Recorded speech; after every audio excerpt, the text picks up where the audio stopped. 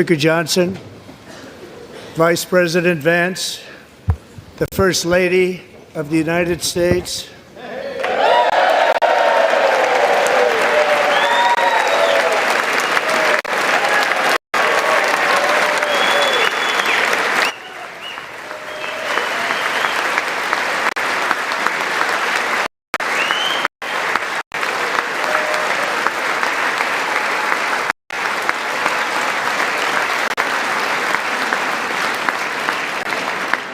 members of the United States Congress, thank you very much, and to my fellow citizens, America is back.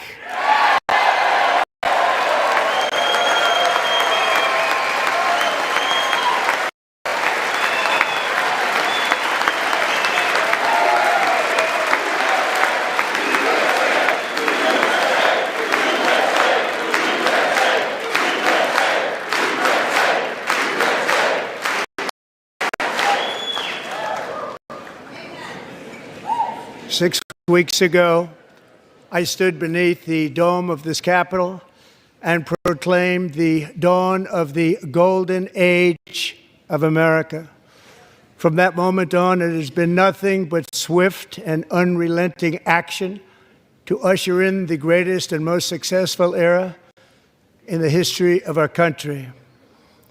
We have accomplished more in 43 days than most administrations accomplished in 4 years or 8 years, and we are just getting started.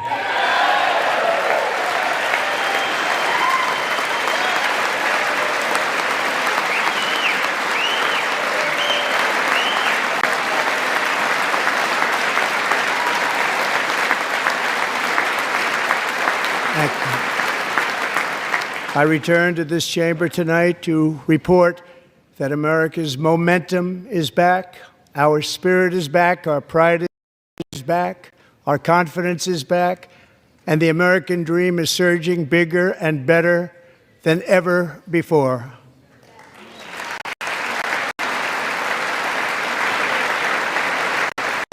The American dream is unstoppable, and our country is on the verge of a comeback, the likes of which the world has never witnessed and perhaps will never witness again. There's never been anything like it. The presidential election of November 5th was a mandate like has not been seen in many decades. We won all 7 swing states, giving us an electoral college victory of 312 votes.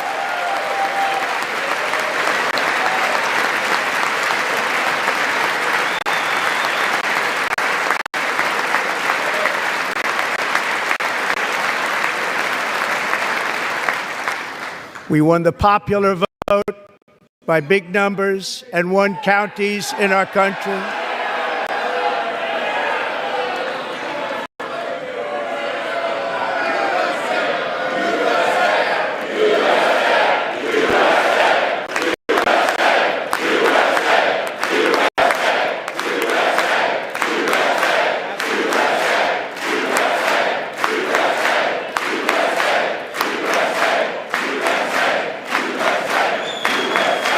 And won counties in our country, 2,700 to 525, on a map that reads almost completely red for Republican.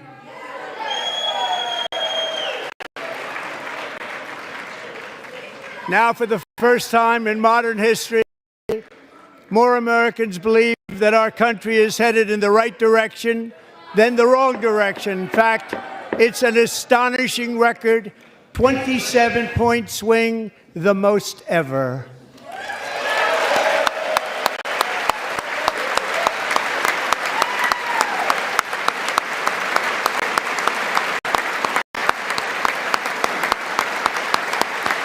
Likewise, small business optimism saw its single largest one-month gain ever recorded. Mr. President. A 41-point jump.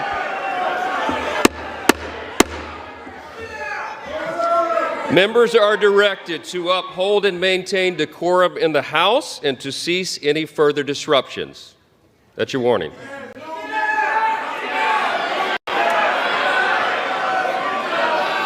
Members are engaging in willful and continuing breach of decorum, and the chair is prepared to direct the Sergeant-at-Arms to restore order to the joint session.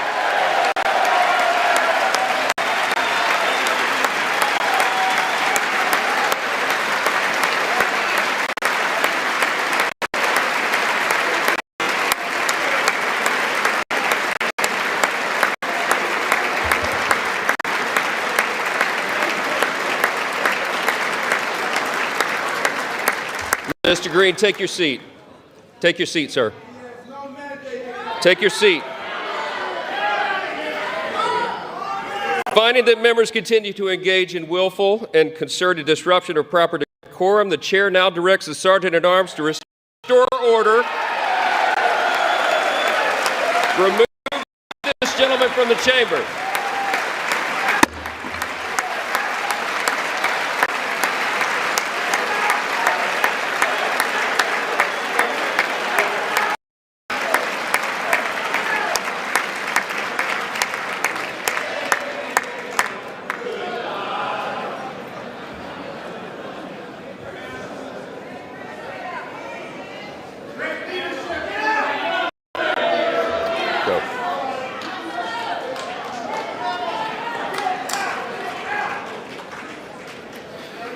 Members are directed to uphold and maintain decorum in the House.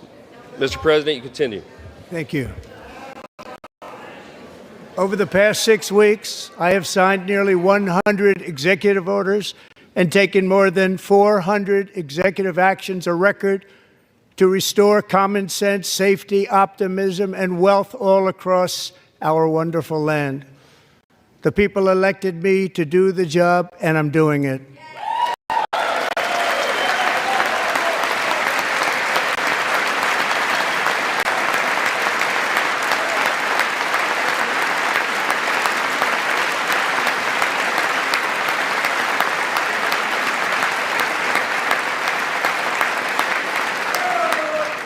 In fact, it has been stated by many that the first month of our presidency, it's our presidency, is the most successful in the history of our nation. By many.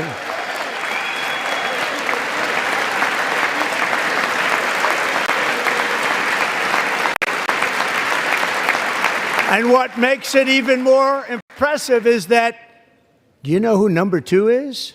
George Washington. How about that? How about that? I don't know about that list, but we'll take it.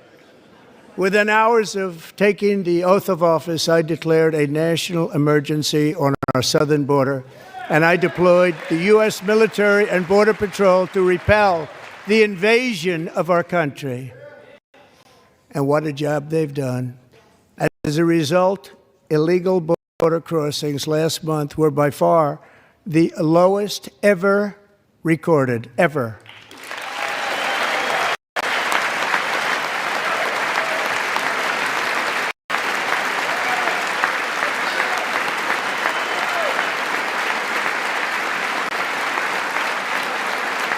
They heard my words and they chose not to come. Much easier that way.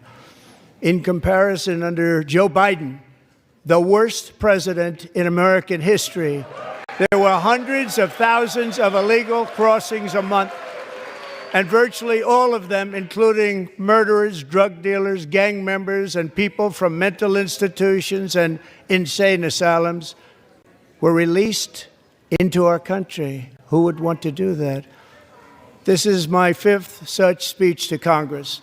And once again, I look at the Democrats in front of me, and I realize there is absolutely nothing I can say to make them happy or to make them stand or smile or applaud. Nothing I can do. I could find a cure to the most devastating disease, a disease that would wipe out entire nations, or announce the answers to the greatest economy in history, or the stoppage of crime to the lowest levels ever recorded, And these people sitting right here will not clap, will not stand, and certainly will not cheer for these astronomical achievements. They won't do it, no matter what. Five times I've been up here. It's very sad, and it just shouldn't be this way.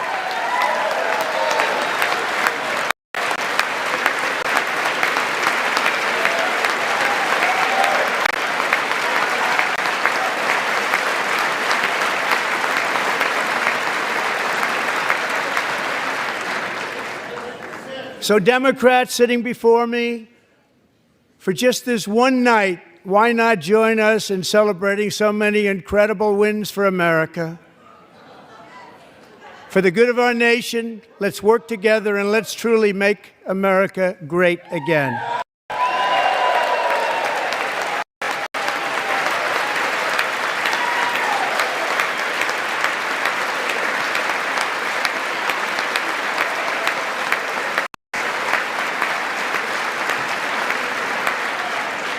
Every day, my administration is fighting to deliver the change America needs to bring a future that America deserves, and we're doing it.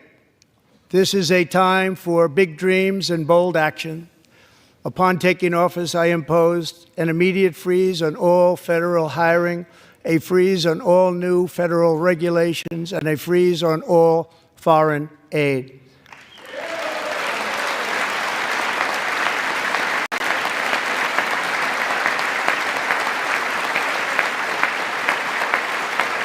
I terminated the ridiculous Green New Scam.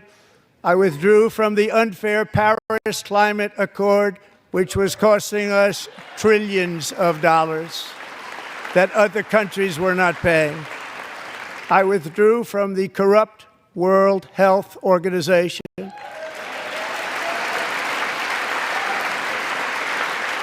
And I also withdrew from the anti-American UN Human Rights Council.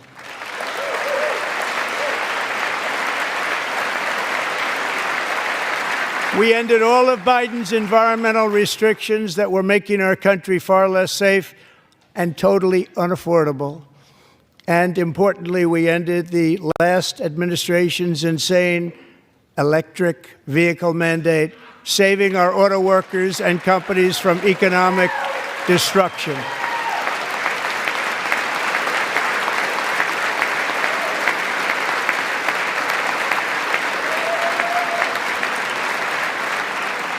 To unshackle our economy, I have directed that for every one new regulation, 10 old regulations must be eliminated, just like I did in my very successful first term.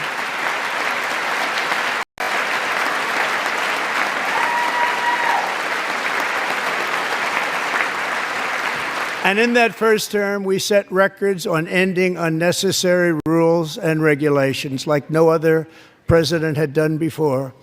We ordered all federal workers to return to the office. They will either show up for work in person or be removed from their job.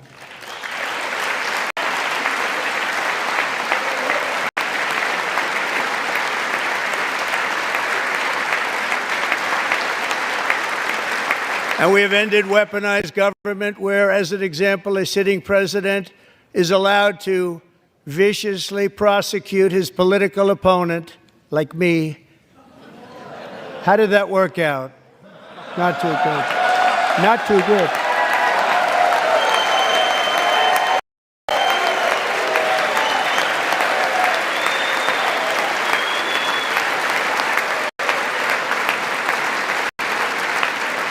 And I have stopped all government censorship and brought back free speech in America. It's back.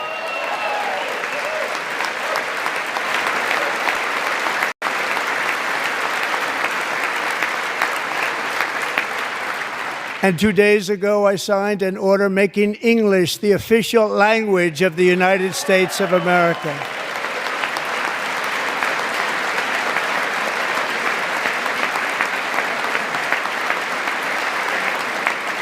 I renamed the Gulf of Mexico the Gulf of America.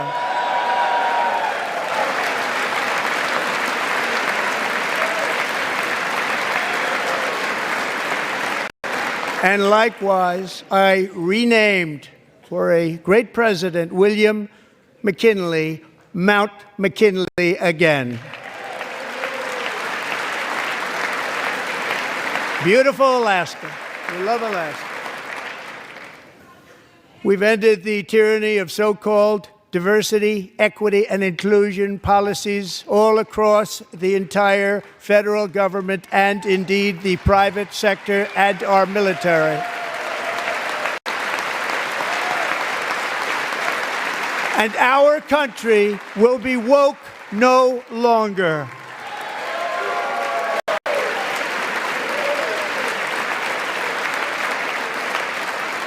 We believe that whether you are a doctor, an accountant, a lawyer, or an air traffic controller, you should be hired and promoted based on skill and competence, not race or gender. Very important.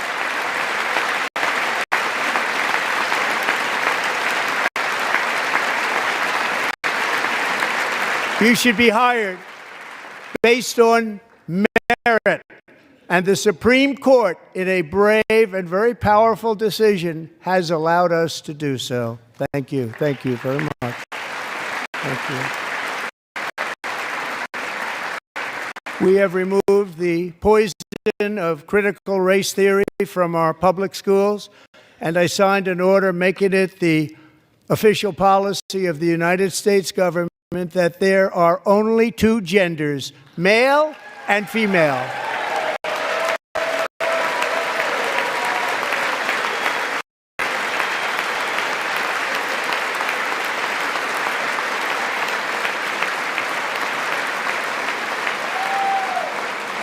I also signed an executive order to ban men from playing in women's sports.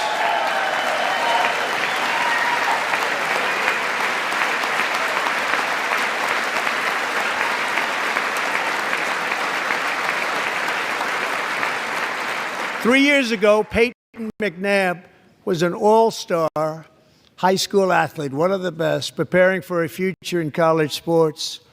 But when her girls' volleyball match was invaded by a male, he smashed the ball so hard in Peyton's face, causing traumatic brain injury, partially paralyzing her right side, and ending her athletic career. It was a shot like she's never seen before. She's never seen anything like it. Peyton is here tonight in the gallery, and Peyton, from now on, schools will kick the men off the girls' team, or they will lose all federal funding.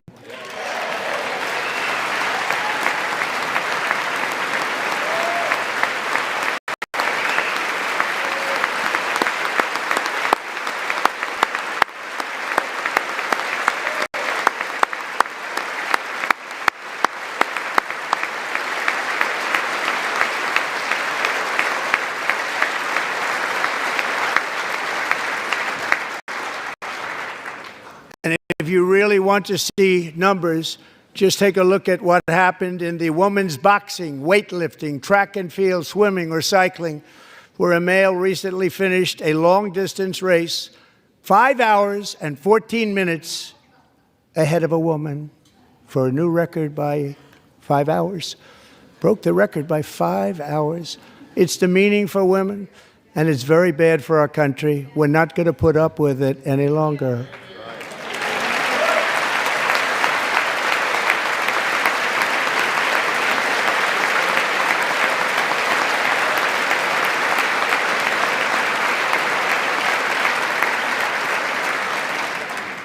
What I have just described is only a small fraction of the common sense revolution that is now, because of us, sweeping the entire world. Common sense has become a common theme, and we will never go back. Never. Never going to let that happen. Among my very highest priorities is to rescue our economy and get dramatic and immediate relief to working families. As you know, we inherited from the last administration an economic catastrophe and an inflation nightmare. Their policies drove up energy prices, pushed up grocery costs, and drove the necessities of life out of reach for millions and millions of Americans. They've never had anything like it. We suffered the worst inflation in 48 years, but perhaps even in the history of our country. They're not sure. As president, I'm fighting every day to reverse this damage and make America affordable again.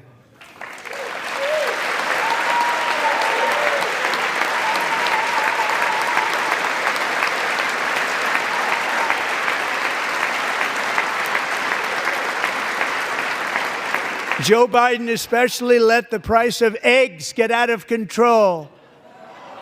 The egg price is out of control, and we're working hard to get it back down. Secretary, do a good job on that. You inherited a total mess from the previous administration. Do a good job.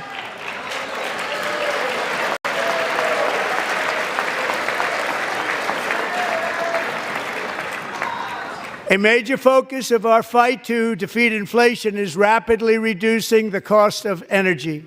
The previous administration cut the number of new oil and gas leases by 95%, slowed pipeline construction to a halt, and closed more than 100 power plants. We are opening up many of those power plants right now.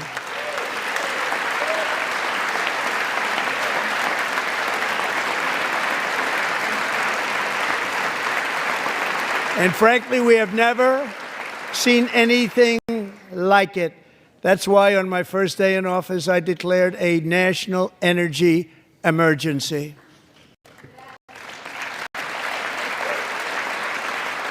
As you've heard me say many times, we have more liquid gold under our feet than any nation on earth, and by far. And now I fully authorize the most talented team ever assembled to go and get it. It's called Drill, Baby, Drill.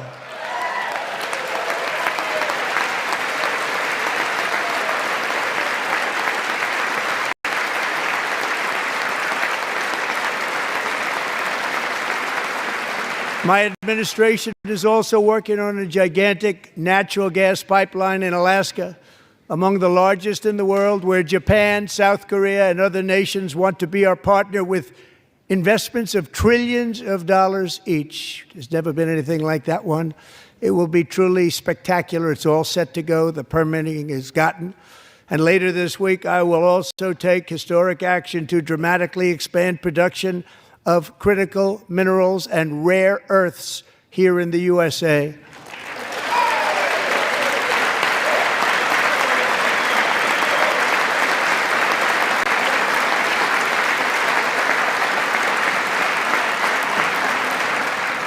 To further combat inflation, we will not only be reducing the cost of energy, but will be ending the flagrant waste of taxpayer dollars.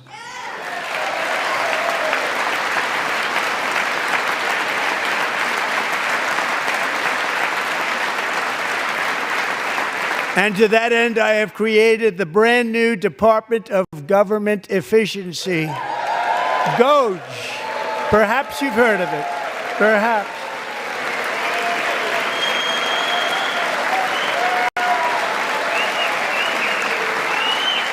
Which is headed by Elon Musk, who is in the gallery tonight.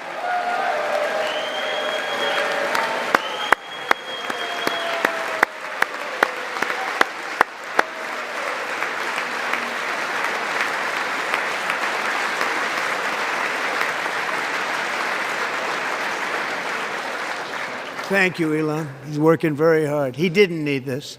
He didn't need this. Thank you very much. We appreciate it. Everybody here, even this side, appreciates it, I believe. They just don't want to admit that. Just listen to some of the appalling waste we have already identified. $22 billion from HHS to provide free housing and cars for illegal aliens.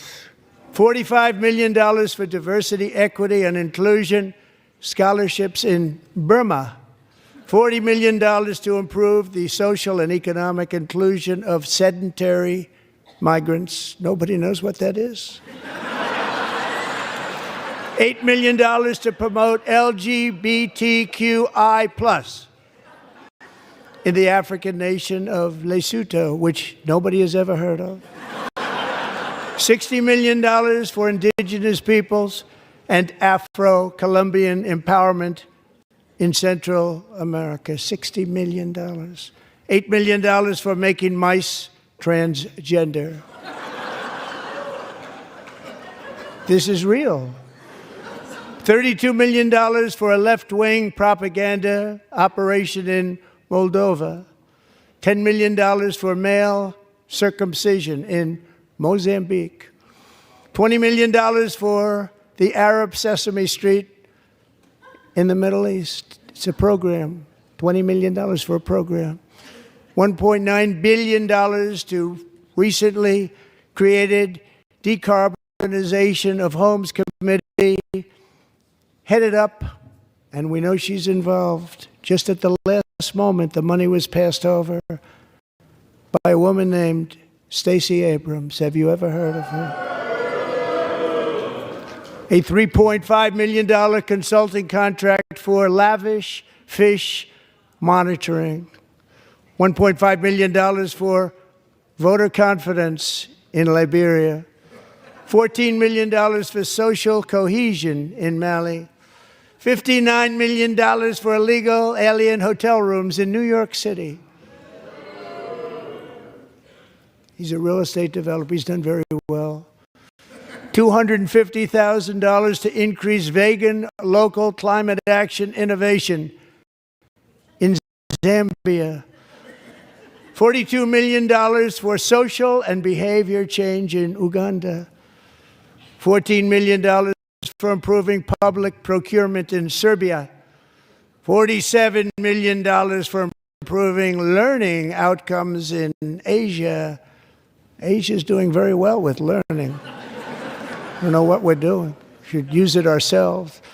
And $101 million for DEI contracts at the Department of Education. The most ever paid, nothing even like it. Under the Trump administration, all of these scams, and they're far worse, but I didn't think it was appropriate to talk about them. They're so bad. Many more have been found out and exposed and swiftly terminated by a group of very intelligent, mostly young people, headed up by Elon, and we appreciate it. We found hundreds of billions of dollars of fraud.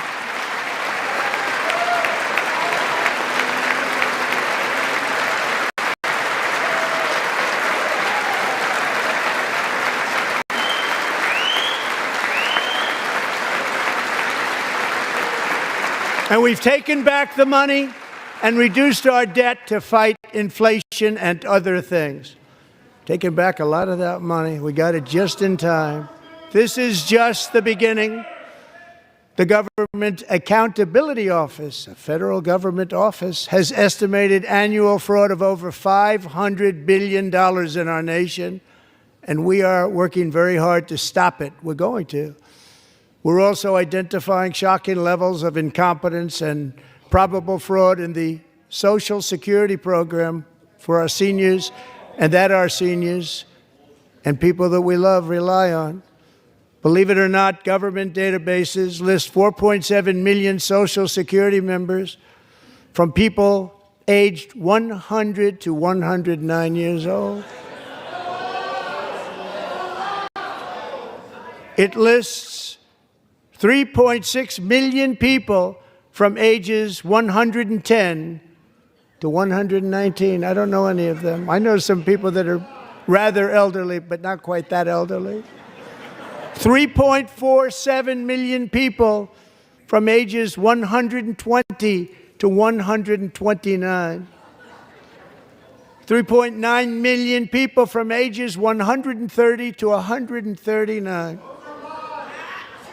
3.5 million people from ages 140 to 149. And money is being paid to many of them, and we're searching right now. In fact, Pam, good luck.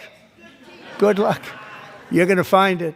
But a lot of money is paid out to people because it just keeps getting paid and nobody does, and it really hurts Social Security and hurts our country. 1.3 million people from ages 150 to 159, and over 130,000 people, according to the Social Security databases, are age over 160 years old. We have a healthier country than I thought, Bobby.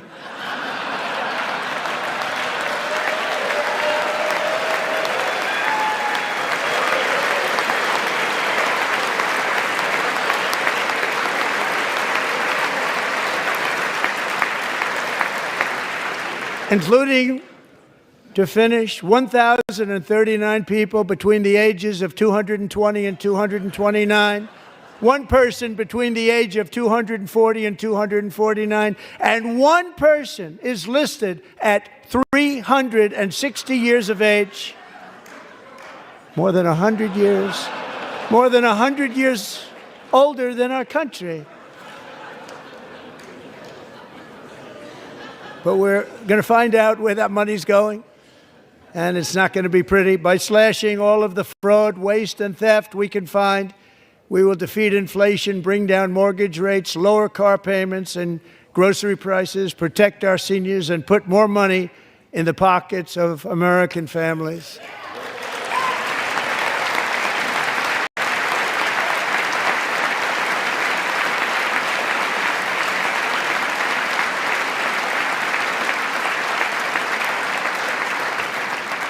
And today, interest rates took a beautiful drop, big, beautiful drop. It's about time. And in the near future, I want to do what has not been done in 24 years, balance the federal budget. We're going to balance it.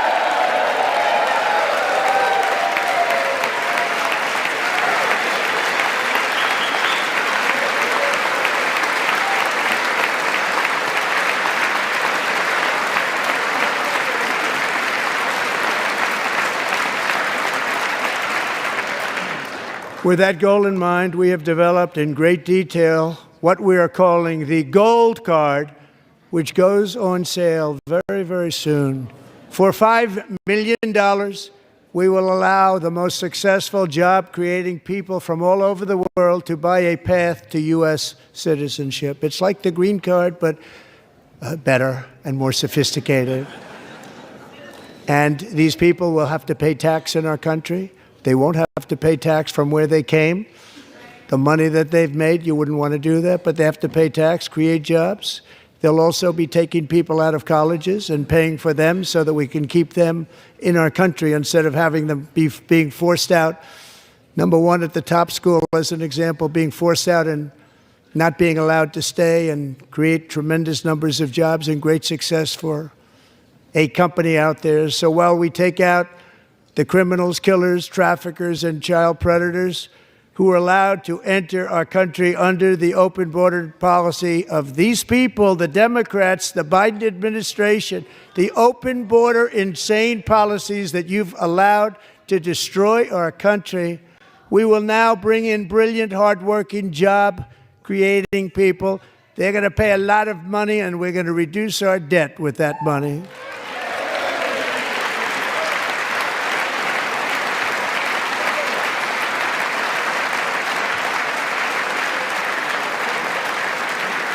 Americans have given us a mandate for bold and profound change.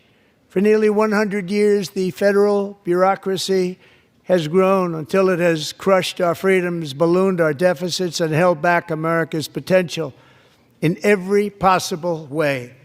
The nation founded by pioneers and risk-takers now drowns under millions and millions of pages of regulations and debt. Approvals that should take 10 days to get instead take 10 years, 15 years, and even 20 years before you're rejected.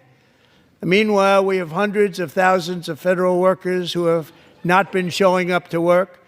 My administration will reclaim power from this unaccountable bureaucracy, and we will restore true democracy to America again.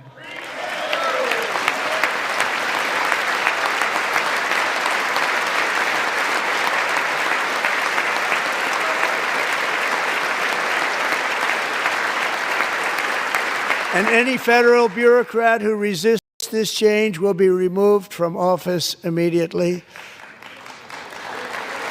Because we are draining the swamp. It's very simple.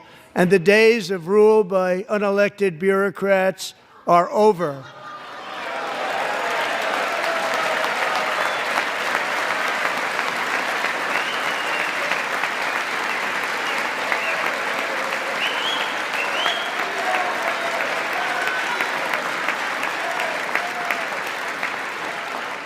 And the next phase of our plan to deliver the greatest economy in history is for this Congress to pass tax cuts for everybody. They're in there. They're waiting for you to vote.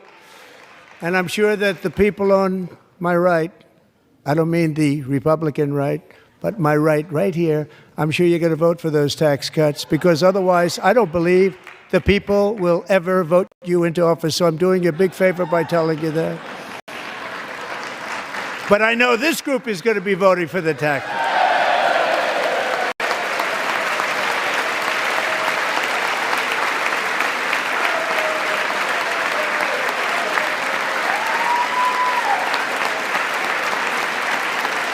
Thank you.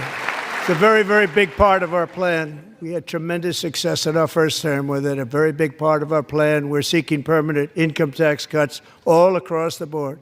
And to get urgently needed relief to Americans hit especially hard by inflation, I'm calling for no tax on tips, no tax on overtime, and no tax on Social Security benefits for our great seniors. Good luck.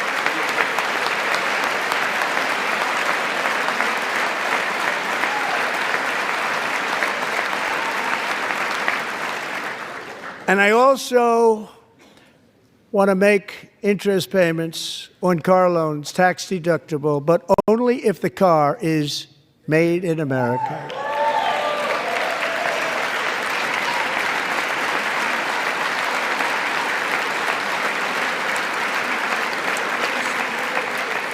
And by the way, we're going to have growth in the auto industry like nobody's ever seen. Plants are opening up all over the place. Deals are being made.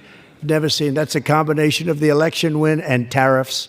It's a beautiful word, isn't it? That, along with our other policies, will allow our auto industry to absolutely boom. It's going to boom. Spoke to the majors today, all three, the top people, and they're so excited. In fact, already numerous car companies have announced that they will be building massive automobile plants in America, with Honda just announcing a new plant in Indiana, one of the largest anywhere in the world.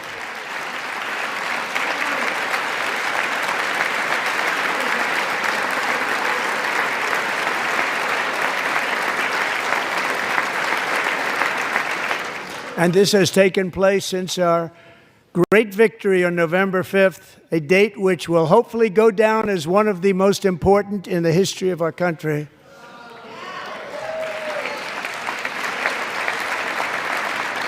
In addition, as part of our tax cuts, we want to cut taxes on domestic production and all manufacturing.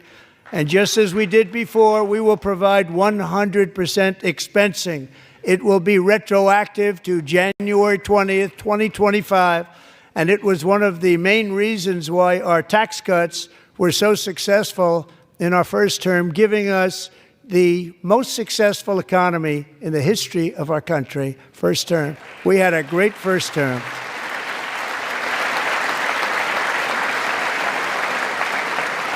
If you don't make your product in America, however, under the Trump administration, you will pay a tariff, and in some cases, a rather large one. Other countries have used tariffs against us for decades, and now it's our turn to start using them against those other countries. On average, the European Union, China, Brazil, India, Mexico, and Canada, have you heard of them? And countless other nations charge us tremendously higher tariffs than we charge them. It's very unfair.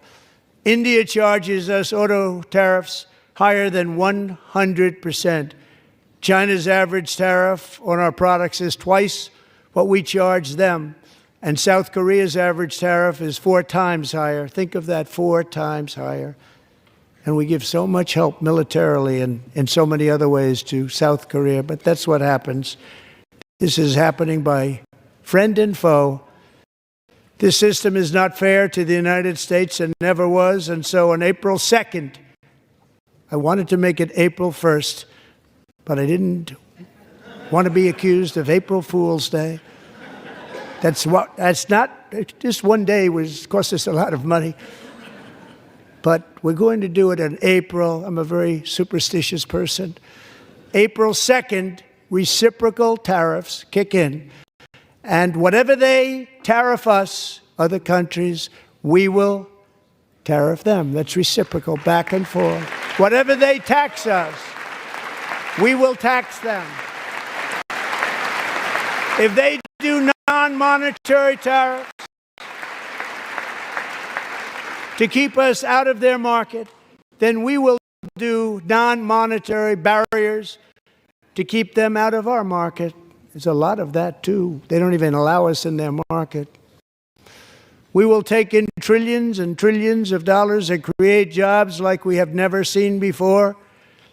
I did it with China and I did it with others, and the Biden administration couldn't do anything about it because there was so much money they couldn't do anything about it.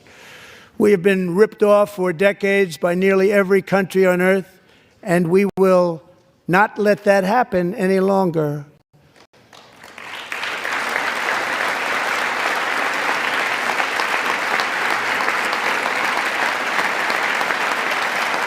Much has been said over the last 3 months about Mexico and Canada, but we have very large deficits with both of them. But even more importantly, they've allowed fentanyl to come into our country at levels never seen before, killing hundreds of thousands of our citizens and many very young, beautiful people, destroying families. Nobody's ever seen anything like it. They are, in effect, receiving subsidies of hundreds of billions of dollars. We pay subsidies to Canada and to Mexico of hundreds of billions of dollars, and the United States will not be doing that any longer. We're not going to do it any longer.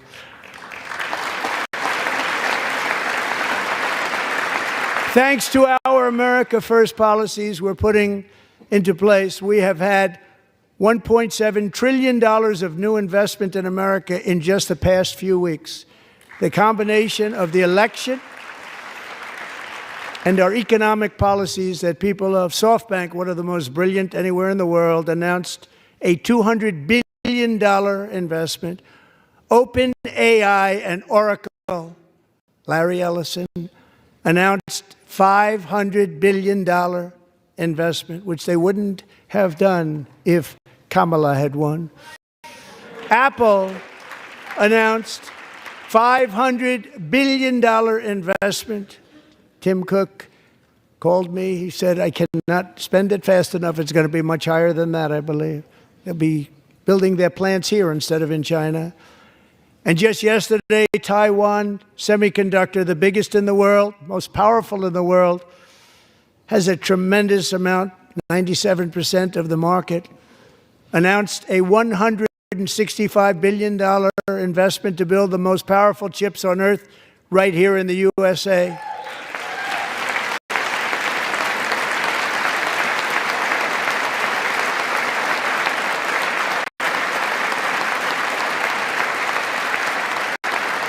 And we're not giving them any money. Your CHIPS Act is a horrible, horrible thing. We give hundreds of billions of dollars, and it doesn't mean a thing. They take our money and they don't spend it. All that meant to them, we're giving them no money. All that was important to them was they didn't want to pay the tariffs, so they came and they're building, and many other companies are coming. We don't have to give them money. We just want to protect our businesses and our people. And they will come because they won't have to pay tariffs if they build in America. So it's very amazing. You should get rid of the CHIP Act, and whatever's left over, Mr. Speaker, you should use it to reduce debt or any other reason you want to.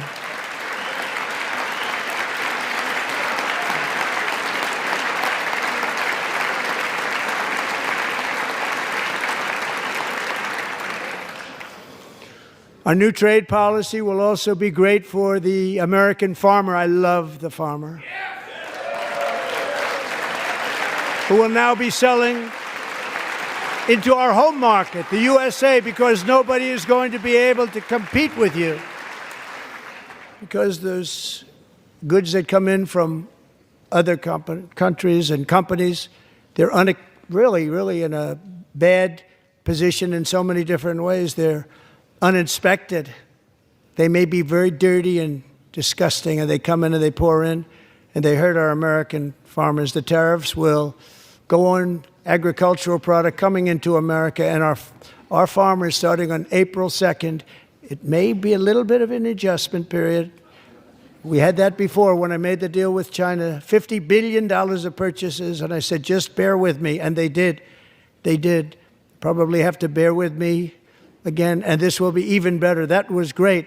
The problem with it was that Biden didn't enforce it. He didn't enforce it. $50 billion of purchases, and we were doing great, but Biden did not enforce it, and it hurt our farmers. But our farmers are going to have a field day right now. So to our farmers, have a lot of fun. I love you too. I love you too. It's all going to happen.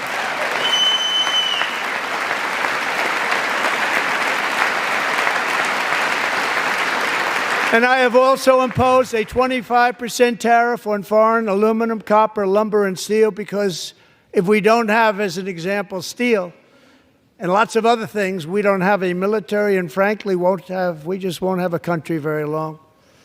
Here today is a proud American steelworker, fantastic person from Decatur, Alabama, Jeff Denard. Has been working at the same steel plant for 27 years in a job that has allowed him to serve as the captain of his local volunteer fire department, raise 7 children with his beautiful wife, Nicole, and over the years provide a loving home for more than 40 foster children. So great, Jeff.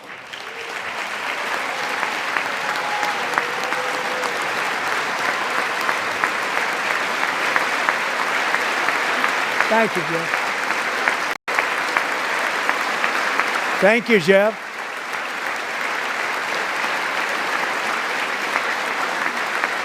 Stories like Jeff's remind us that tariffs are not just about protecting American jobs. They're about protecting the soul of our country. Tariffs are about making America rich again and making America great again, and it's happening, and it will happen rather quickly. There'll be a little disturbance, but we're okay with that. It won't be much. No, you're not. Oh. And look where Biden took us, very low, the lowest we've ever been. Jeff, I want to thank you very much. And I also want to recognize another person who has devoted herself to foster care community. She works so hard on it. A very loving person, our magnificent First Lady of the United States.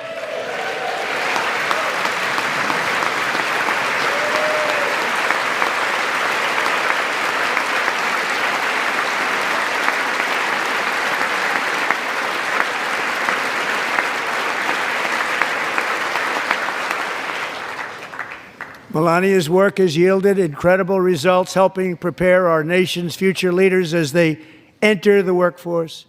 Our First Lady is joined by 2 impressive young women, very impressive.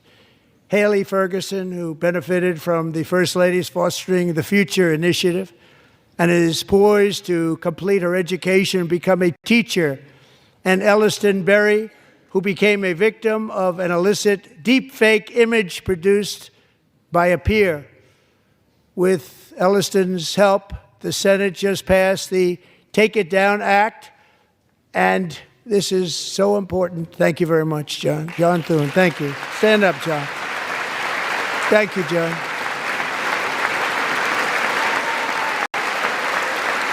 Thank you all very much.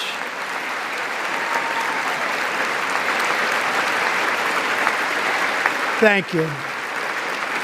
And thank you to John Thune and the Senate. Great job. To criminalize the publication of such images online is terrible, terrible thing. And once it passes the House, I look forward to signing that bill into law. Thank you. And I'm going to use that bill for myself, too, if you don't mind. Because nobody gets treated worse than I do online. Nobody. That's great. Thank you very much to the Senate. Thank you. But if we truly care about protecting Americans' children, no step is more crucial than securing America's borders. Over the past 4 years, 21 million people poured into the United States. Many of them were murderers, human traffickers, gang members, and other criminals from the streets of dangerous cities all throughout the world. Because of Joe Biden's insane and very dangerous open border policies, they are now strongly embedded in our country, but we are getting them out and getting them out fast.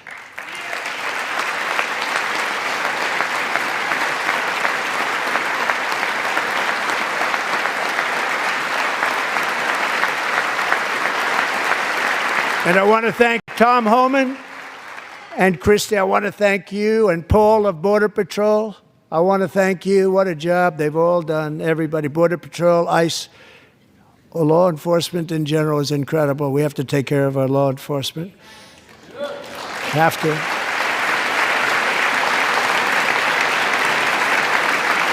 Last year,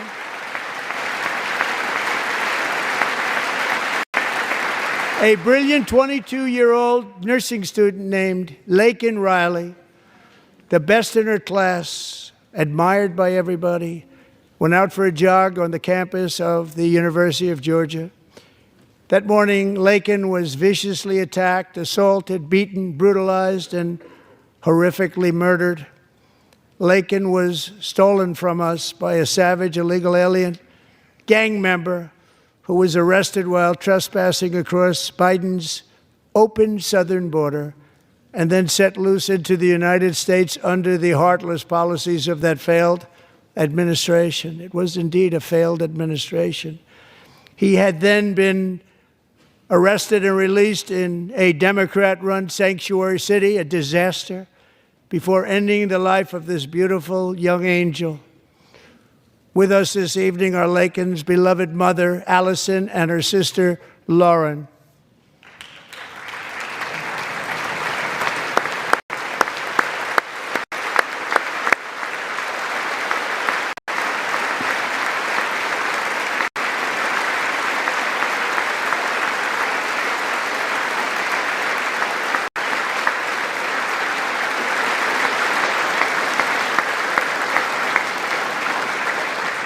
Last year, I told Laken's grieving parents that we would ensure their daughter would not have died in vain.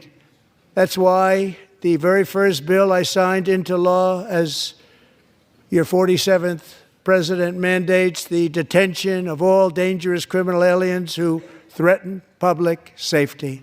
It's a very strong, powerful act.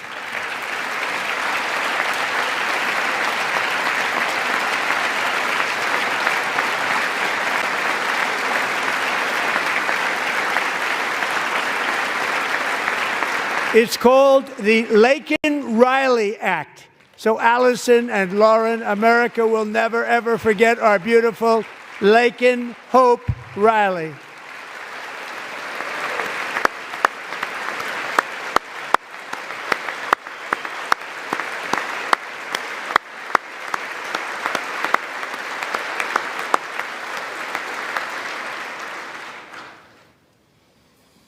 Thank you very much. Since taking office, my administration has launched the most sweeping border and immigration crackdown in American history, and we quickly achieved the lowest numbers of illegal border crossers ever recorded. Thank you.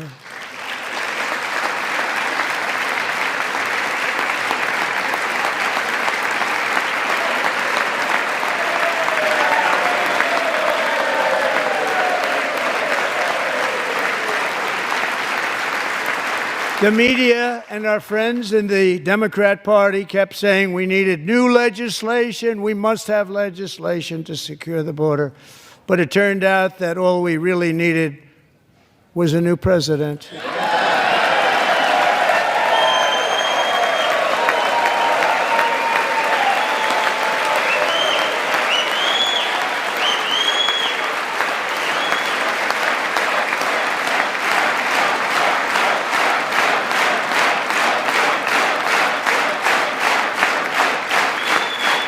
Thank you. Joe Biden didn't just open our borders, he flew illegal aliens over them to overwhelm our schools, hospitals, and communities throughout the country. Entire towns like Aurora, Colorado, and Springfield, Ohio, buckled under the weight of the migrant occupation and corruption like nobody's ever seen before. Beautiful towns destroyed. Now, just as I promised in my inaugural address, we are achieving the great liberation of America.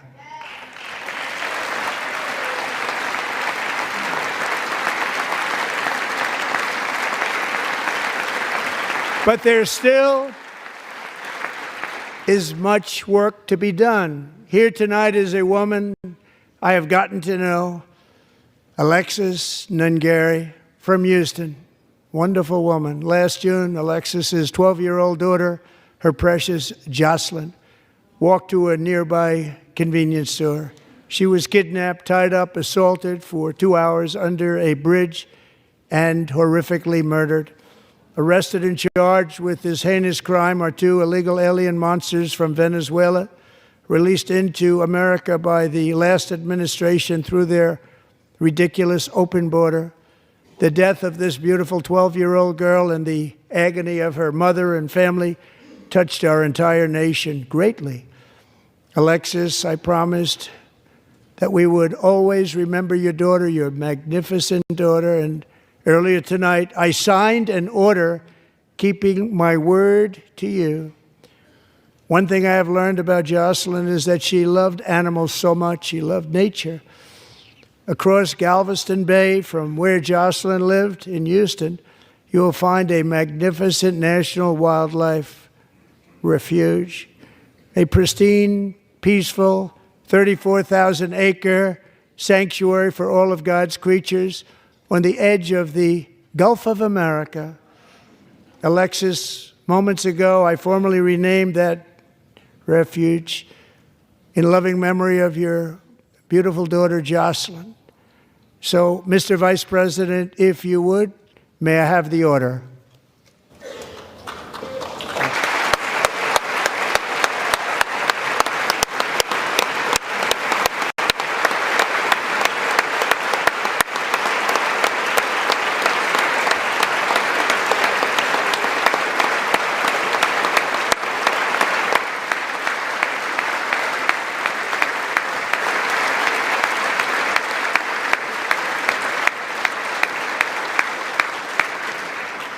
Thank you very much.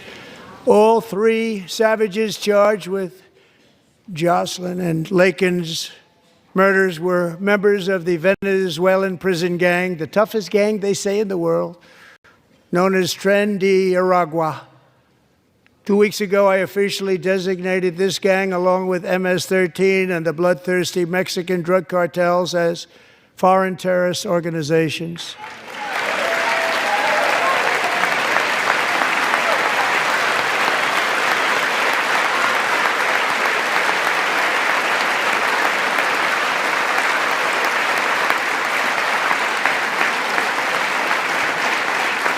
They are now officially in the same category as ISIS, and that's not good for them. Countless thousands of these terrorists were welcomed into the U.S. by the Biden administration. But now every last one will be rounded up and forcibly removed from our country, or, if they're too dangerous, put in jails, standing trial in this country, because we don't want them to come back ever. With us this evening is a warrior on the front lines of that battle, Border Patrol Agent Roberto Ortiz. Great guy.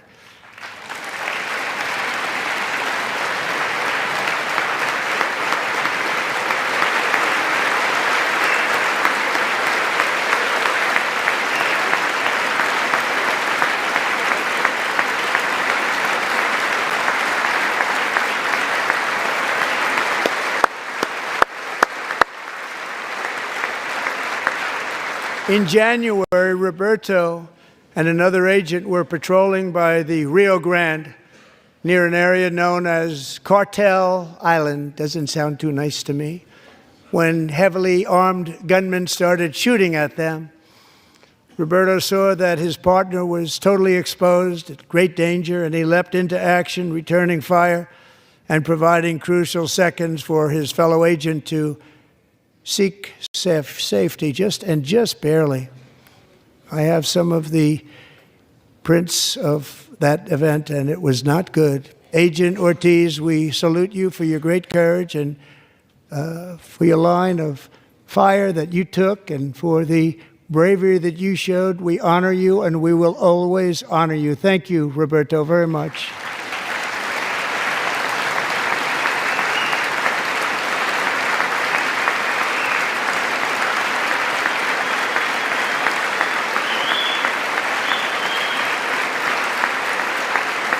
Thank you, Roberto. And I actually got to know him on my many calls to the border. He's a great gentleman. The territory to the immediate south of our border is now dominated entirely by criminal cartels that murder, rape, torture, and exercise total control. They have total control over a whole nation, posing a grave threat to our national security. The cartels are waging war on America, and it's time for America to wage war on the cartels, which we are doing.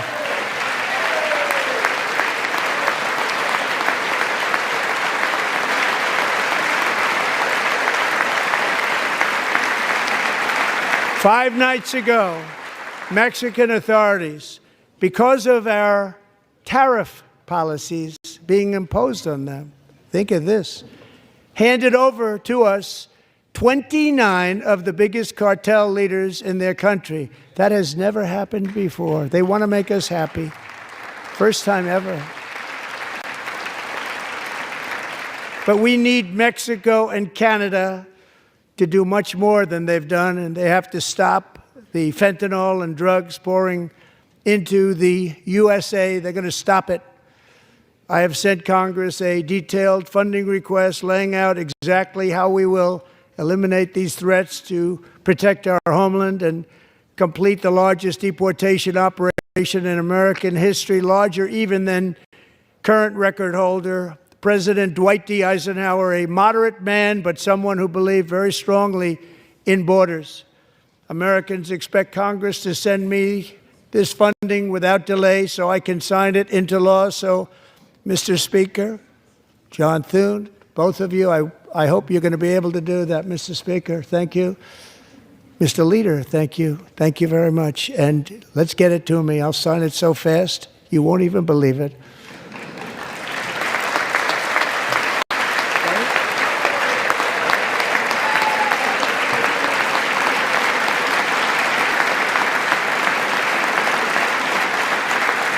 And as we reclaim our sovereignty, we must also bring back law and order to our cities and towns.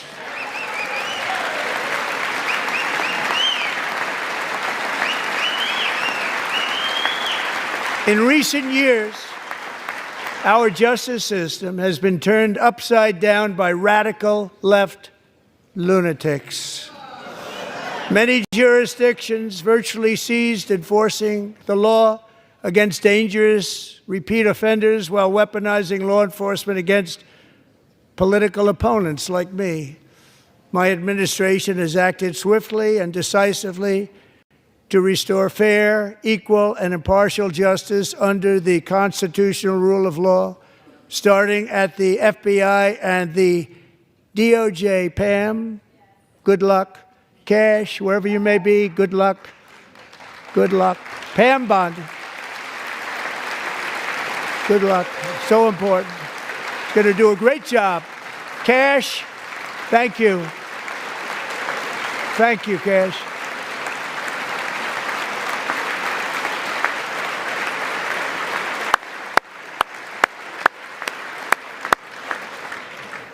They've already started very strong. They're going to do a fantastic job. You're going to be very proud of them. We're also once again giving our police officers the support, protection, and respect they so dearly deserve. They have to get it. They have such a hard, dangerous job, but we're going to make it less dangerous. The problem is the bad guys don't respect the law, but they're starting to respect it, and they soon will respect it. This also includes our great fire departments throughout the country. Our firemen and women are unbelievable people, and we'll never forget them. And besides that, they voted for me in record numbers, so I have no choice.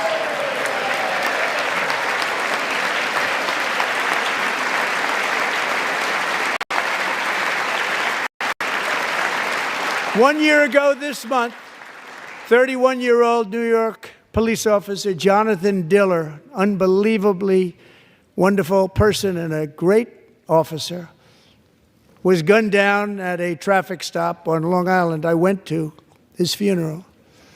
The vicious criminal charged with his murder had 21 prior arrests, and they were rough arrests, too. He was a real bad one. The thug in the seat next to him had 14 prior arrests and went by the name of Killer. He was Killer. He killed other people, they say, a lot of them. I attended Officer Diller's service, and when I met his wife and one-year-old son, Ryan, it was very inspirational, actually. His widow's name is Stephanie, and she is here tonight. Stephanie, thank you very much, Stephanie.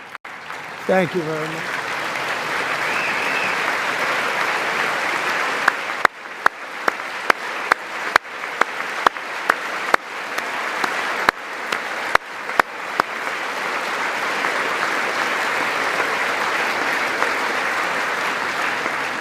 Stephanie, we're going to make sure that Ryan knows his dad was a true hero, New York's finest, and we're going to get these cold-blooded killers and repeat offenders off our streets, and we're going to do it fast. Got to stop it. They get out with 28 arrests. They push people into subway trains. They hit people over the head, back of the head with baseball bats. We got to get them out of here. I've already signed an executive order requiring a mandatory death penalty for anyone who murders a police officer, and tonight I'm asking Congress to pass that policy into permanent law.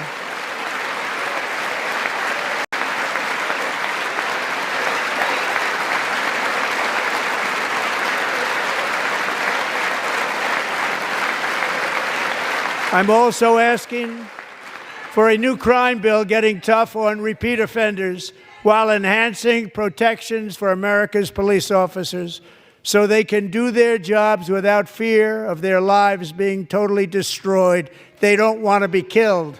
We're not going to let them be killed. Joining us in the gallery tonight is a young man who truly loves our police.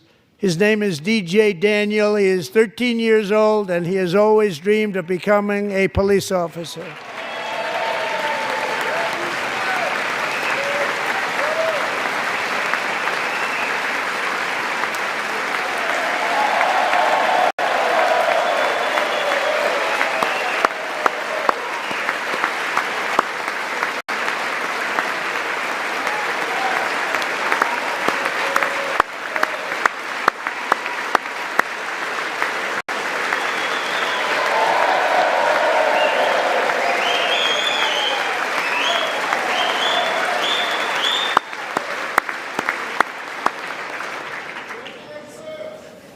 But in 2018, DJ was diagnosed with brain cancer. The doctors gave him 5 months at most to live. That was more than 6 years ago.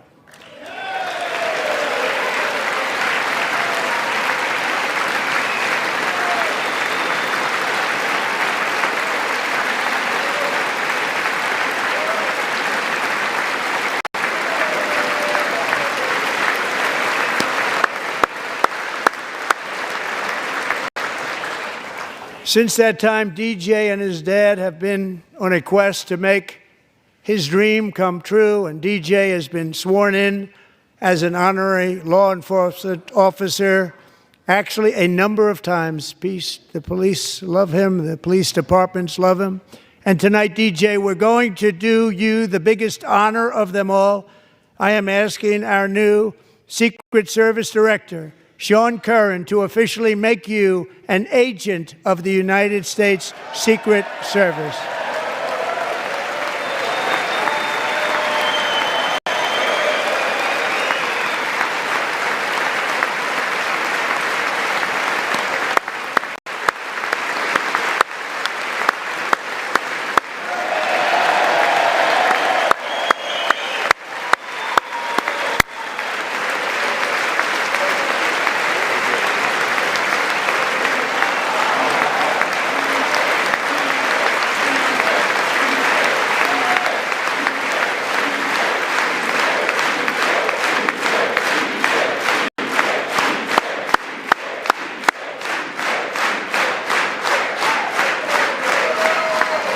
Thank you, DJ. DJ's doctors believe his cancer likely came from a chemical he was exposed to when he was younger. Since 1975, rates of child cancer have increased by more than 40%. Reversing this trend is one of the top priorities for our new presidential commission to make America healthy again, chaired by our new Secretary of Health and Human Services, Robert F. Kennedy, Jr.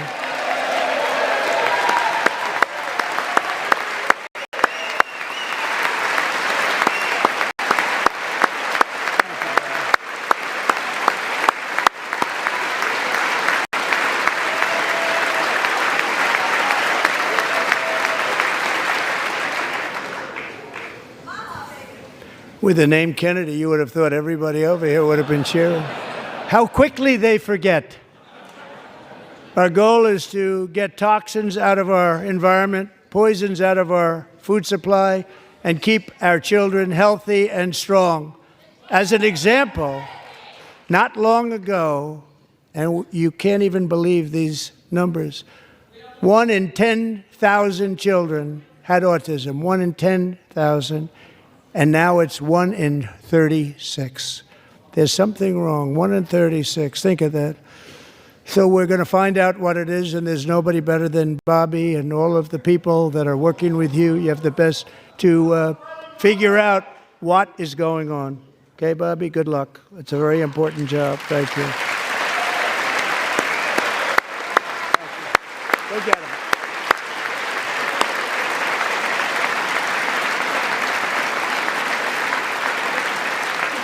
Thank you. My administration is also working to protect our children from toxic ideologies in our schools. A few years ago, January Littlejohn and her husband discovered that their daughter's school had secretly, socially transitioned their 13-year-old little girl. Teachers and administrators conspired to deceive January and her husband while encouraging her daughter to use a new name and pronouns. They, them pronoun, actually, all without telling January, who is here tonight and is now a courageous advocate against this form of child abuse. January, thank you. Thank you. Thank you very much.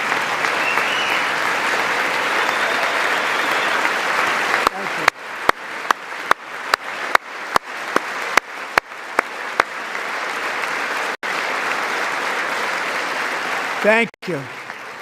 Stories like this are why, shortly after taking office, I signed an executive order banning public schools from indoctrinating our children with transgender ideology.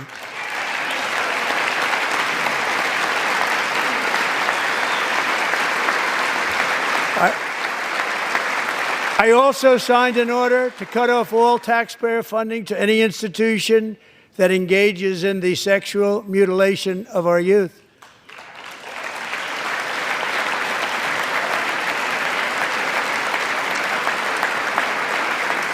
And now I want Congress to pass a bill permanently banning and criminalizing sex changes on children and forever ending the lie that any child is trapped in the wrong body. This is a big lie.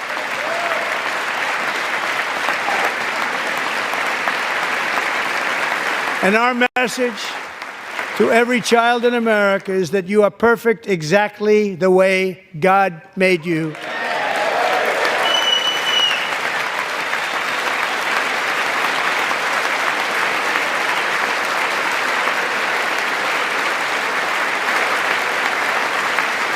Because we're getting wokeness out of our schools and out of our military, and it's already out.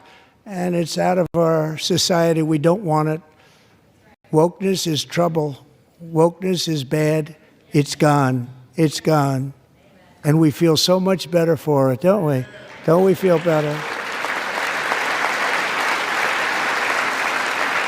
Our service members won't be activists and ideologues. They will be fighters and warriors. They will fight for our country. And Pete, congratulations. Secretary of Defense, congratulations.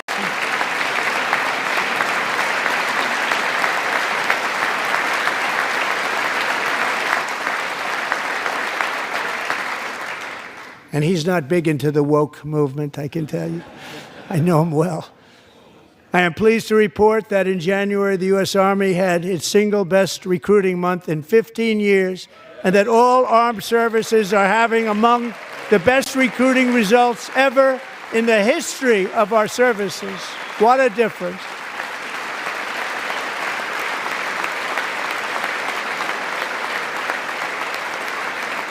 And you know, it was just a few months ago where the results were exactly the opposite. We couldn't recruit anywhere. We couldn't recruit. Now we're having the best results just about that we've ever had. What a tremendous turnaround. It's really a beautiful thing to see. People love our country again. It's very simple. They love our country, and they love being in our military again.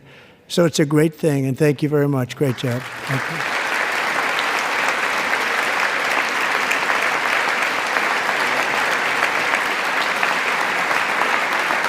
We're joined tonight by a young man, Jason Hartley, who knows the weight of that call of duty. Jason's father, grandfather, and great-grandfather all wore the uniform. Jason tragically lost his dad, who was also a Los Angeles County Sheriff's deputy when he was just a boy, and now he wants to carry on the family legacy of service. Jason is a senior in high school, a six-letter varsity athlete, a really good athlete, they say, a brilliant student with a 4.46, that's good, GPA. And his greatest dream is to attend the U.S. Military Academy at West Point.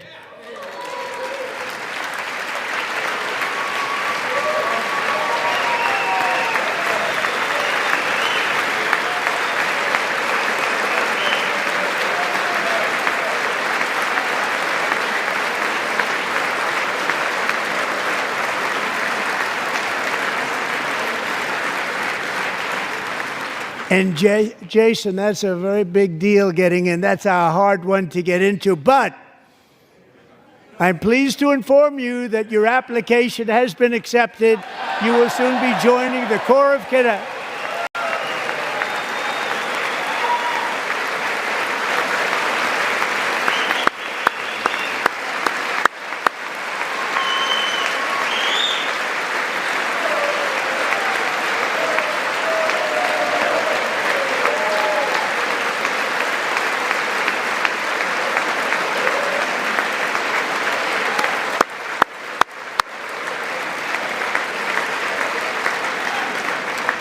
Thank you.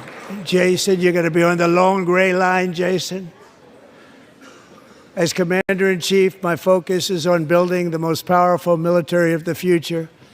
As a first step, I'm asking Congress to fund a state-of-the-art Golden Dome missile defense shield to protect our homeland, all made in the USA.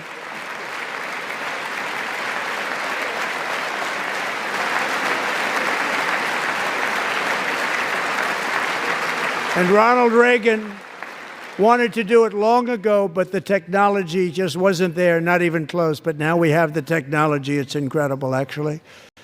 And other places, they have it. Israel has it. Other places have it. And the United States should have it too, right, Tim, right? They should have it too. So I want to thank you. But it's a very, very important. This is a very dangerous world. We should have it. We want to be protected, and we're going to protect our citizens like never before. To boost our defense industrial base, we are also going to resurrect the American shipbuilding industry, including commercial shipbuilding and military shipbuilding.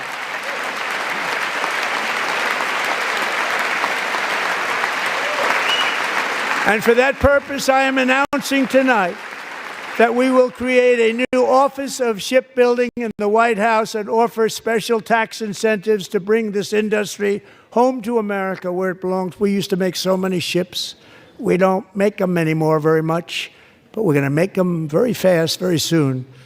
It will have a huge impact. To further enhance our national security, my administration will be reclaiming the Panama Canal, and we've already started doing it.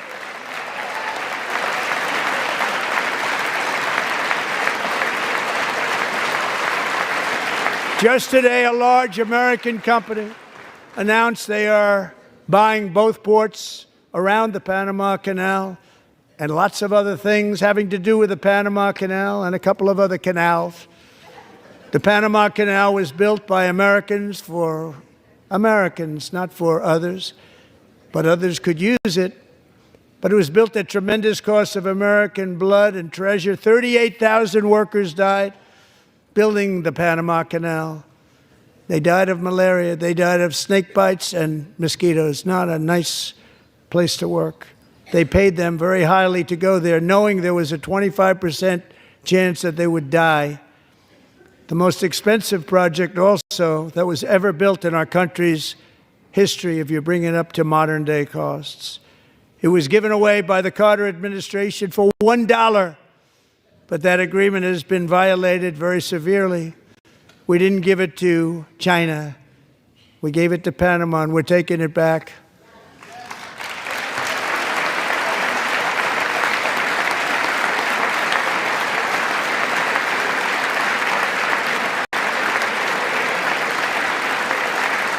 And we have Marco Rubio in charge. Good luck, Marco. Now, we know who to blame if anything goes wrong. Now, Marco's been amazing, and he's going to do a great job. Think of it. He got 100 votes. You know, he was approved with actually 99, but the 100th was this gentleman, and I feel very certain. So let's assume he got 100 votes. And I'm either very, very happy about that or I'm very concerned about it. But he's already proven. I mean, he's a great gentleman. He's respected by everybody, and we appreciate you voting for Marco. He's going to do a fantastic job. Thank you. Thank you. He's doing a great job. Great job. And I also have a message tonight for the incredible people of Greenland. We strongly support your right to determine your own future. And if you choose, we welcome you into the United States of America. We need Greenland for national security and even international security, and we're working with everybody involved to try and get it. But we need it really for international world security, and I think we're going to get it. One way or the other, we're going to get it. We will keep you safe. We will make you rich, and together we will take Greenland to heights like you have never thought possible before. It's a very small population, but very, very large piece of land and very, very important for military security. America is once again standing strong against the forces of radical Islamic terrorism. 3.5 years ago, ISIS terrorists killed 13 American service members and countless others in the Abbey Gate bombing during the disastrous and incompetent withdrawal from Afghanistan.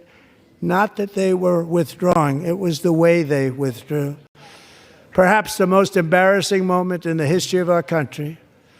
Tonight, I am pleased to announce that we have just apprehended the top terrorist responsible for that atrocity.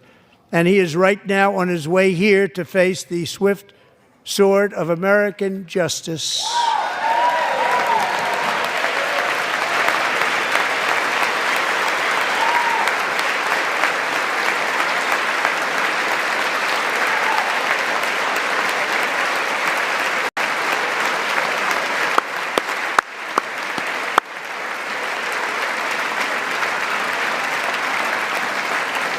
And I want to thank especially the government of Pakistan for helping arrest this monster.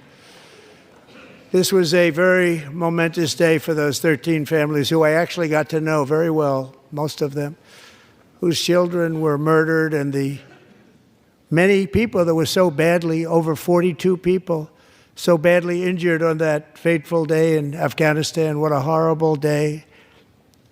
Such incompetence was shown. That when Putin saw what happened, I guess he said, wow, maybe this is my chance. That's how bad it was. Should have never happened. Grossly incompetent people. I spoke to many of the parents and loved ones, and they're all in our hearts tonight. Just spoke to them on the phone. We had a big call every one of them called, and everybody was on the line, and they did nothing but cry with happiness. They were very happy as you can be under those circumstances. Their child, brother, sister, son, daughter was killed for no reason whatsoever. In the Middle East, we're bringing back our hostages from Gaza. In my first term, we achieved one of the most groundbreaking peace agreements in generations, the Abraham Accords.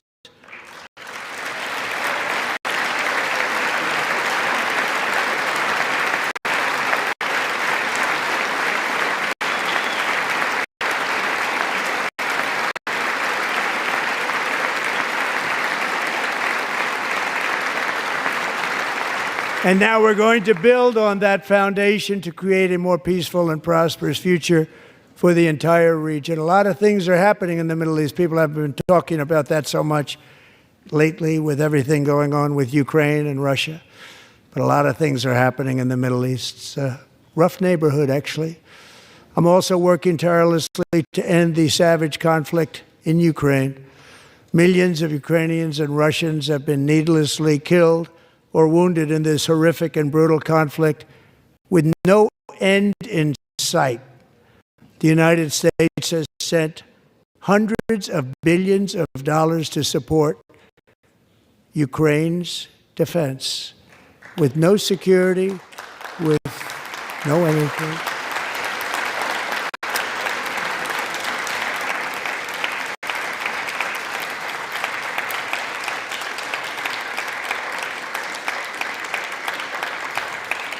Do you want to keep it going for another 5 years? Yeah, you would say Pocahontas says yes.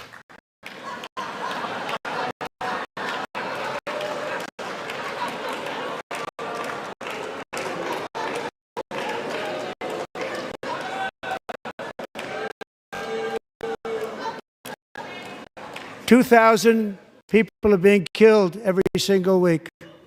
More than that. They're Russian young people. They're Ukrainian young people. They're not Americans, but I want it to stop. Meanwhile, Europe has sadly spent more money buying Russian oil and gas than they have spent on defending Ukraine, by far. Think of that. They've spent more buying Russian oil and gas than they have defending. And we've spent perhaps $350 billion like taking candy from a baby. That's what happened. And they've spent $100 billion. What a difference that is. And we have an ocean separating us, and they don't. But we're getting along very well with them, and lots of good things are happening. Biden has authorized more money in this fight than Europe has spent by billions and billions of dollars. It's hard to believe that they wouldn't have stopped it and said at some point, come on, let's equalize. You got to be equal to us. But that didn't happen. Earlier today, I received an important letter from President Zelensky of Ukraine. The letter reads, Ukraine is ready to come to the negotiating table as soon as possible to bring lasting peace closer. Nobody wants peace more than the Ukrainians, he said. My team and I stand ready to work under President Trump's strong leadership to get a peace that lasts. We do really value how much America has done to help Ukraine maintain its sovereignty and independence. Regarding the agreement on minerals and security, Ukraine is ready to sign it at any time that is convenient for you. I appreciate that he sent this letter, just got it a little while ago. Simultaneously, we've had serious discussions with Russia and have received strong signals that they are ready for peace. Wouldn't that be beautiful? Wouldn't that be beautiful?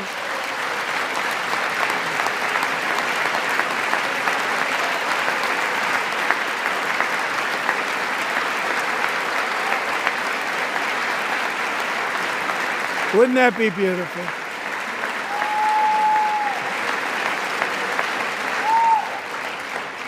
It's time to stop this madness. It's time to halt the killing It's time to end this senseless war. If you want to end wars, you have to talk to both sides.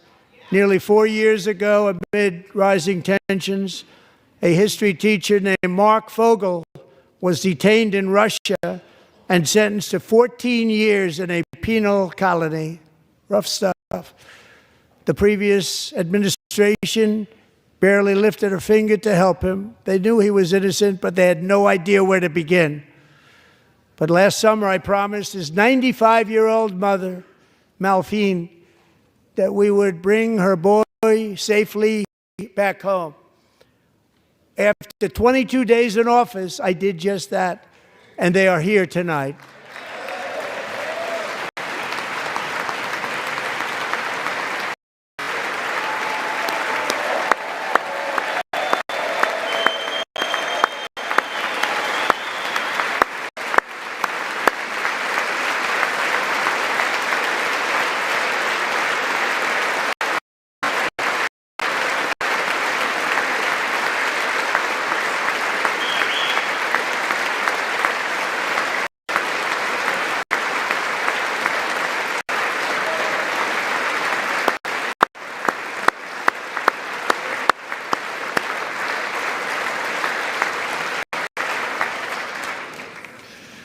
To Mark and his great mom, we are delighted to have you safe and sound and with us.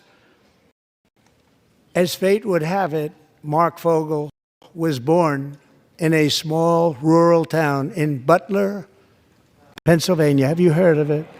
Where his mother has lived for the past 78 years. I just happened to go there last July 13th for a rally. That was not pleasant.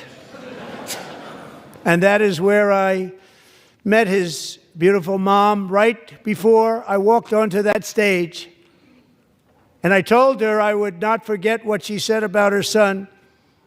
And I never did I? Never forgot. Less than 10 minutes later, at that same rally, gunfire rang out, and a sick and deranged assassin unloaded 8 bullets from his sniper's perch into a crowd of many thousands of people. My life was saved by a fraction of an inch, but some were not so lucky. Corey Comparator was a firefighter, a veteran, a Christian, a husband, a devoted father, and above all, a protector. When the sound of gunshots pierced the air, it was a horrible sound. Corey knew instantly what it was and what to do. He threw himself on top of his wife and daughters and shielded them from the bullets with his own body. Corey was hit really hard. You know the story from there. He sacrificed his life to save theirs. 2 others, very fine people, were also seriously hit. But thankfully, with the help of 2 great country doctors, we thought they were gone and they were saved. So those doctors had great talent. We're joined by Corey's wife, Helen, who was his high school sweetheart, and their 2 beloved daughters, Allison and Kaylee. Thank you.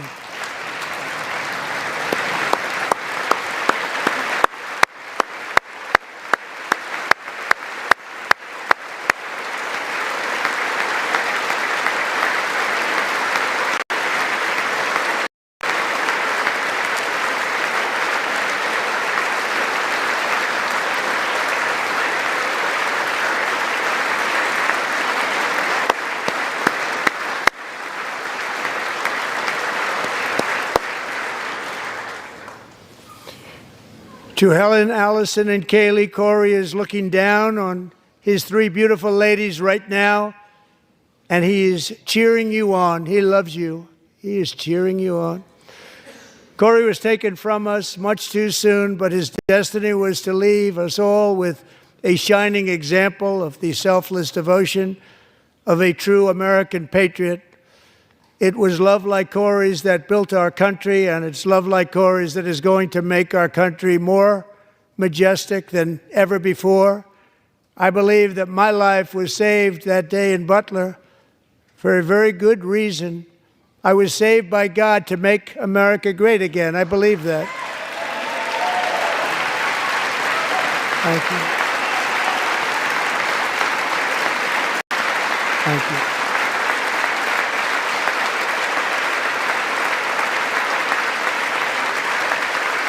Thank you.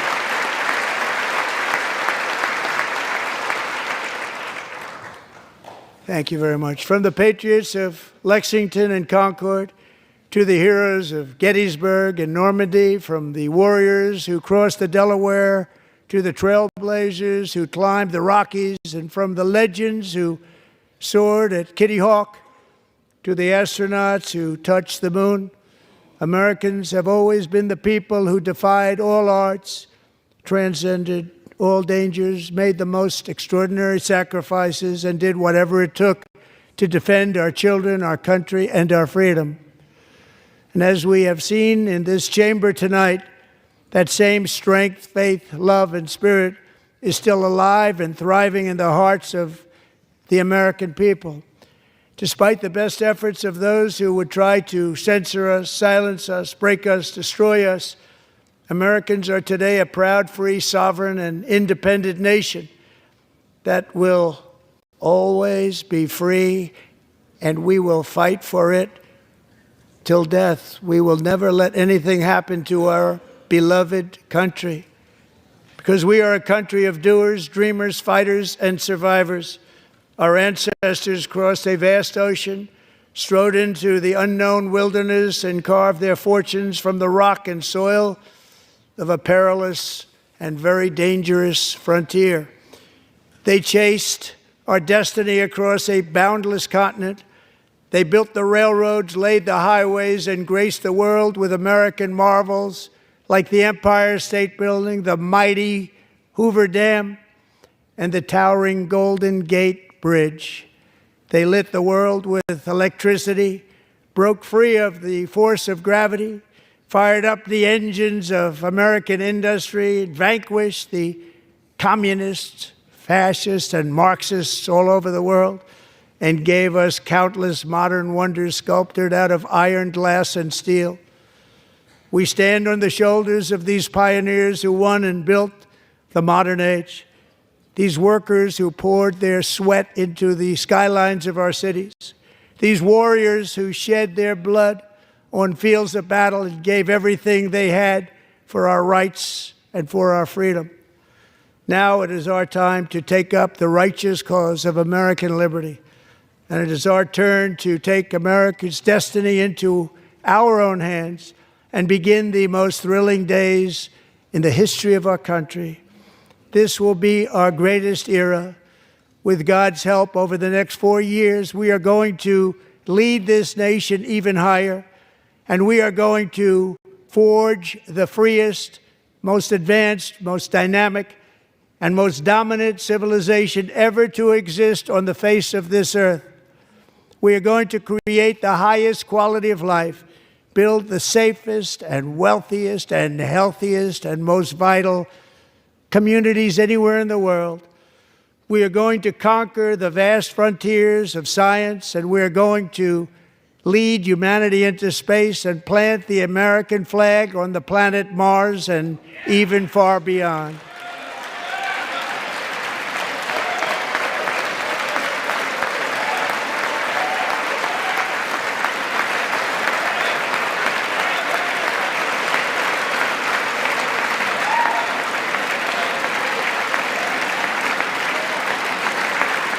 And through it all, we are going to rediscover the unstoppable power of the American spirit.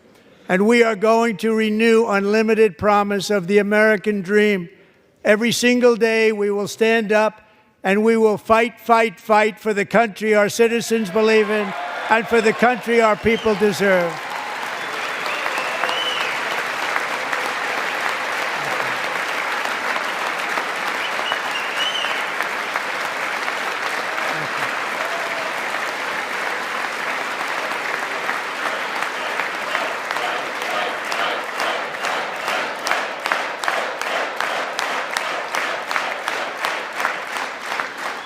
My fellow Americans, get ready for an incredible future, because The golden age of America has only just begun. It will be like nothing that has ever been seen before. Thank you, God bless you, and God bless America.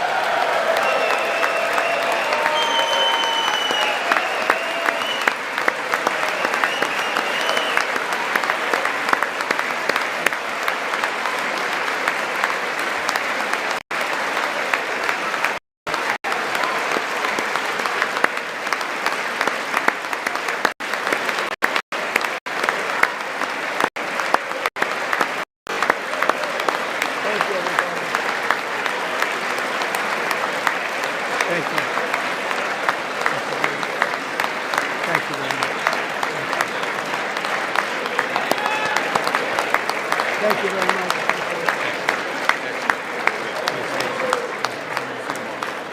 Thank you very much.